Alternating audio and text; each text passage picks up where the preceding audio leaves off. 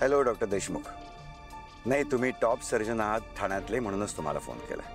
हो, तुम्ही तर आमच्या ओळखीचे आहातच, पण माणूस पण आमच्या घरातलंच आहे.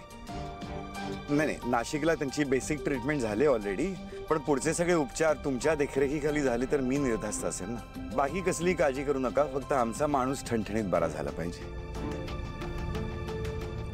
Thank you doctor Deshmukh.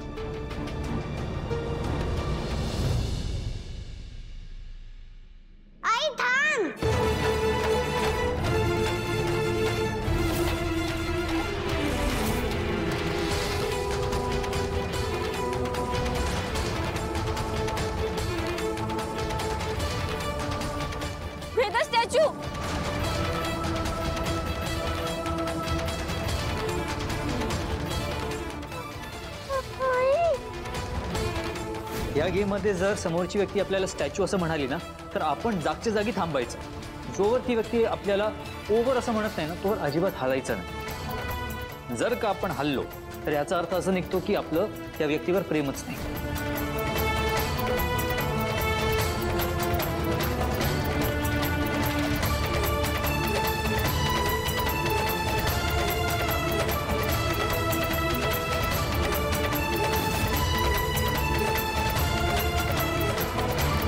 वेदा, आता मी घरातून बाहेर गेल्याशिवाय ओव्हर नाहीये. हा,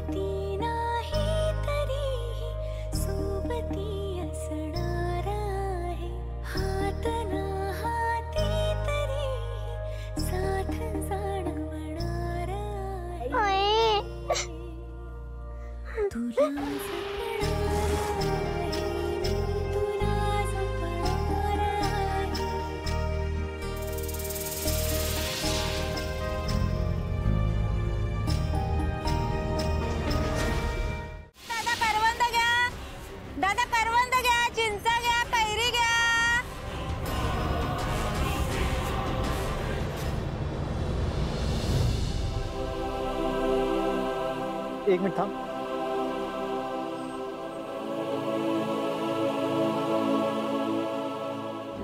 करवंद घ्या, चिंचा घ्या, कैरी घ्या. करवंद घ्या, चिंचा घ्या, कैरी घ्या. आपण आपल्या वेदाला खूप छान छान आठवणी दिल्या पाहिजेत. ओ दादा, करवंद घ्या, चिंचा घ्या, कैरी घ्या.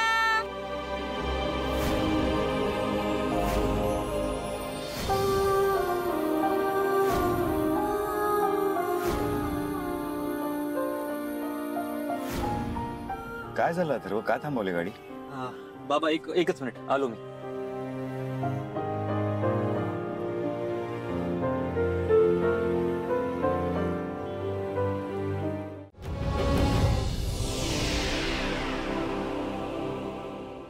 वेदा, बाळा नको ना रडूस प्लीज. तू अशी रडत असलेली मला नाही बघवत. मला ना आता खरंच माहितीच नाही की मीरा कुठे येते.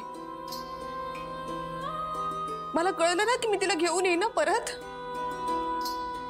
नको ना रडूस बाळा.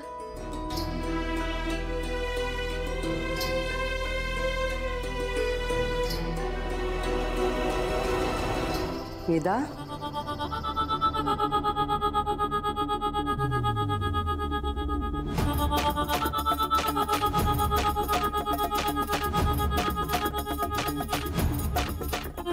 वेदा, थोडंसं खाऊन घेतेस?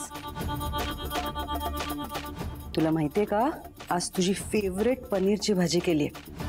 आजीच्या हातून खाशील? तुझ्या हातून काही नकोय मला, तू जा इथून. बर, माझ्या हातून नाही, स्वतःच्या हाताने खाशील? घे. आजी, तू नको माझी काळजी करूस. माझी आई येईल परत माझी काळजी घ्यायला.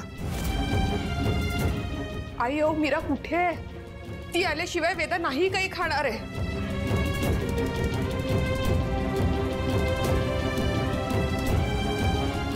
वेदा असा हट्ट नाही करायचा. खा बघू खा. नाही. वेदा आई मीरा वहिनीला कुठे अनन्या आत्ता नको, मी वेदाला खायला घालते. आई मला फक्त एवढं सांग की मीरा वहिनीला कुठल्या मेंटल हॉस्पिटलला नेलंय. अनन्या मला नाही माहितीये. मग ऍटलीस्ट त्याचा ॲड्रेस किंवा कॉन्टॅक्ट नंबर तरी दे ना. मायानी ते सगळं बघितलं होतं, मला नाही माहिती. ओके मी मायाला विचारते. मीराला मेंटल हॉस्पिटलमध्ये नेलंय. मला मीराकडे जायला हवं.